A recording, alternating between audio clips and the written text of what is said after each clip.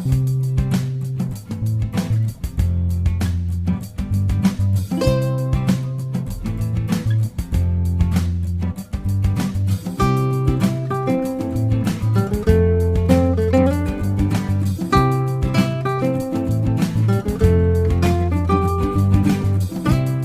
sa sarili natin, kundi ito'y ginagawa natin para sa Diyos. Yun yung iniaalay natin, no? Sa Diyos.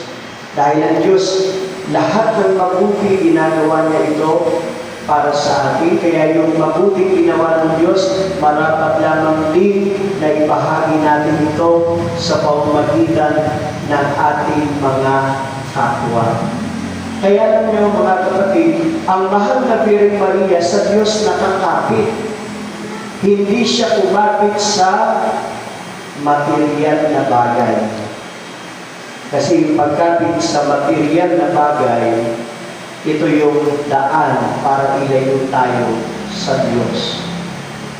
Kaya tayo rin po, okay, kailangan natin yung mga material na bagay. Iyon po yung katotohanan, di po ba? Bakit tayo naghahanap buhay? Bakit tayo nagtatrabaho?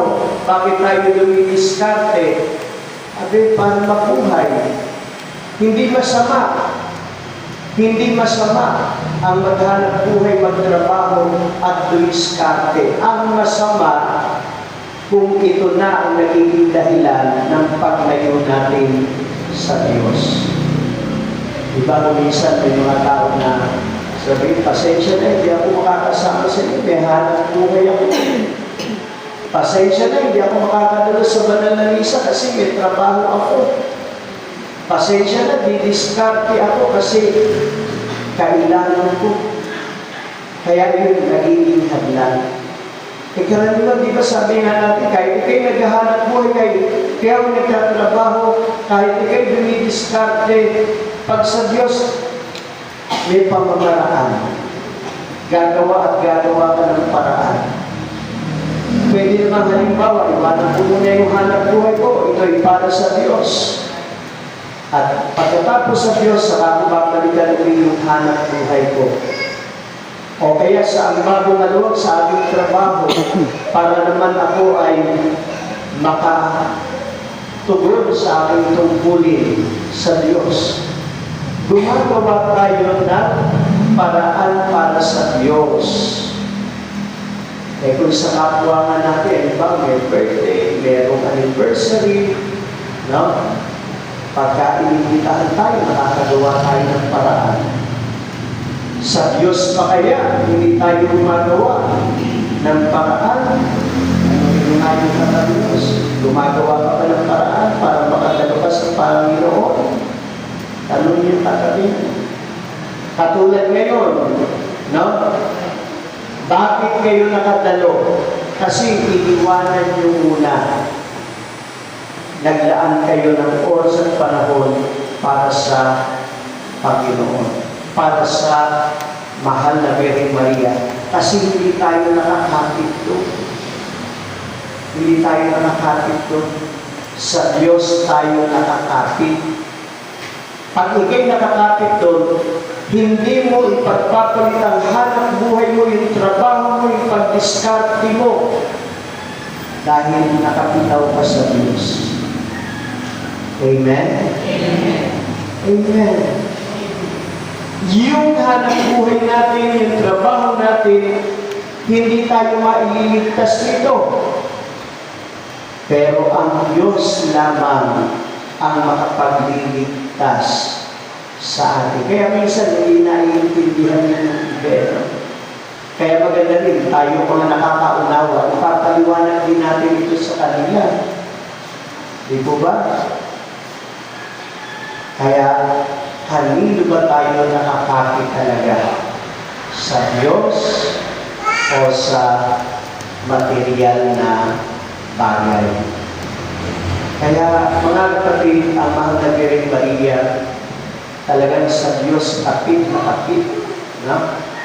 Kaya nga, naging kawani siya ng Diyos sa kanyang mga gawa.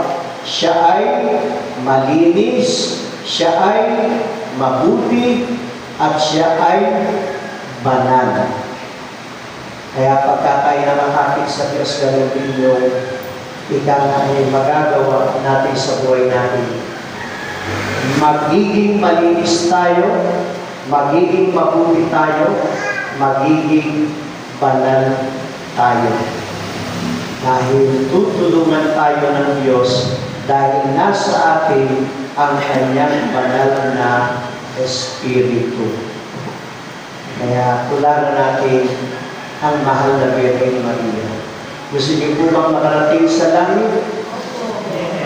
Ayan, lahat naman tayo, yun ang gusto natin. Gusto natin magkamit ng buhay na walang hanggan. Amen? Kaya magsikap po tayo patuloy. Habang tayo ay nabubuhay, huwag tayo hihiwalay, kundi lagi tayo pumapit sa ating Panginoon. Kaya hindi natin yung panalangin ng mahal na Birhen Maria. Amen. Tumayo na po.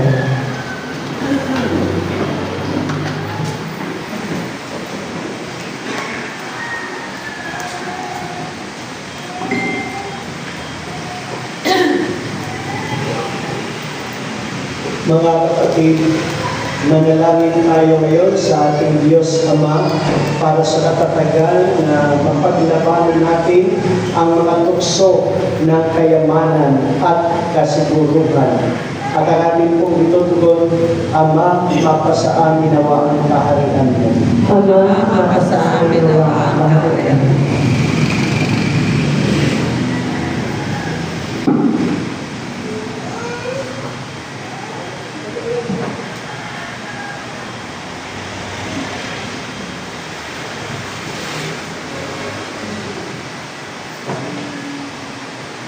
Ang simbahan naway patuloy na magbigay sa nakalinga at suporta sa mga napabayaan at mga naghihirap na ating lipunan. Manalangin tayo sa Panginoon. Ama, mapasa amin nawa ang kaharian mo. Ang mga tinatawag na tagasunod ni Kristo, naway kanilang mapagtanto na mas mahalaga ang buhay ng pagkalinga sa iba at pagpapahalaga ng mga kapuspalan kaysa sarili. Manalangin tayo sa Panginoon. Ama, mapasa amin nawa ang kaharian mo. Ang lahat ng tao naway matagpuan ang karunungan na unahin ang paghahanap sa kaharian ng Diyos at iyalay ang kanilang buhay sa paglilingkod sa Panginoon. Manalangin tayo sa Panginoon. Ama, mapasa amin nawa ang kaharian mo. Ang mga may sakit naway mabigyan kasiyahan at kalakasan ni Kristo. Manalangin tayo sa Panginoon. Ama, mapasa amin nawa ang kaharian mo.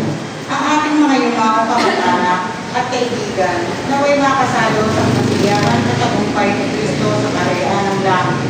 Manalangin tayo sa Panginoon. Ama, mapasa amin nawa ang kaharian mo.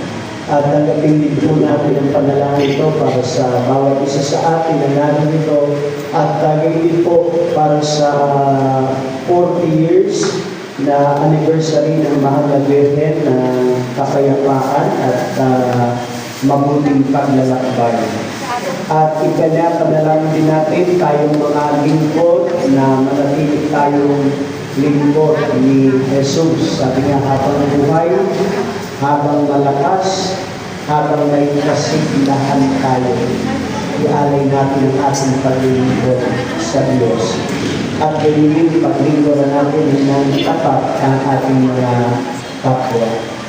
Ipanalangin din natin yung mga may karamdama. Marami pong nagkaranas ng ganitong mga karamdaman.